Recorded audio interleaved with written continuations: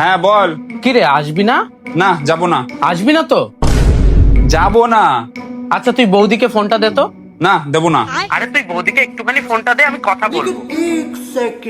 হ্যাঁ দাদা বলুন তো, কোথায় যাওয়ার কথা বলছেন? আরে বৌদি, আমরা সব বন্ধুরা মিলে না একটা পার্টি করছি, তাই ওকে একটু ডাকছিলাম। পুরো কথা বলছিস না কেন?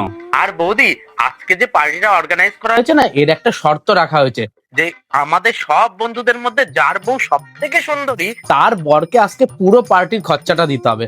তুমি তো জানোই আমাদের সব বন্ধুদের মধ্যে তুমি সব থেকে বেশি সুন্দরী। হ্যাঁ তো এতে ভুল কি আছে? শোনা, তাই ওকে আসতে বলছি, আর ও দেখো খরচার ভয়তে আসছেই না। বলো, তোমার চেয়ে সুন্দরী আর আমাদের বন্ধুদের মধ্যে কেউ আছে? আরে দাদা আপনি টেনশন করবেন না, আমি ওকে আধা ঘন্টার মধ্যেই পাঠাচ্ছি। আচ্ছা ঠিক আছে, থ্যাংক ইউ বৌদি, অসংখ্য ধন্যবাদ। আচ্ছা তুমি পার্টিতে যাচ্ছ না কেন? দেখো আমার পার্টি করতে একটুও ভালো লাগে না। সে ঠিক আছে, কিন্তু তোমাকে আজকে পার্টিতে যেতেই হবে। আরে তুমি তো জানো যে আমাদের সব বন্ধুদের মধ্যে সব থেকে সুন্দরী হলো তুমি। भाई साहब कुछ ज्यादा नहीं हो गया? তাই আমি অত টাকা দিতে পারবো না, আমার কাছে অত পয়সা নেই, আমি যাব না সেই কারণে। আচ্ছা তুমি দাঁড়াও একটু, আমি আসছি। এ নাও টাকা।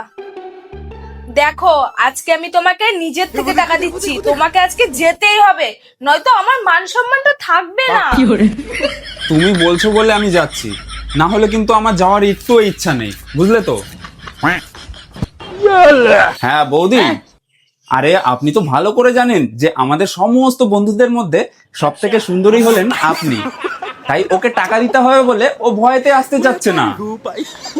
হ্যাঁ আপনি একটু দেখুন তো। ঠিক আছে, ওকে। तेजस्वी लोग हैं हमारे पास, कितने शानदार विचार रखते हैं।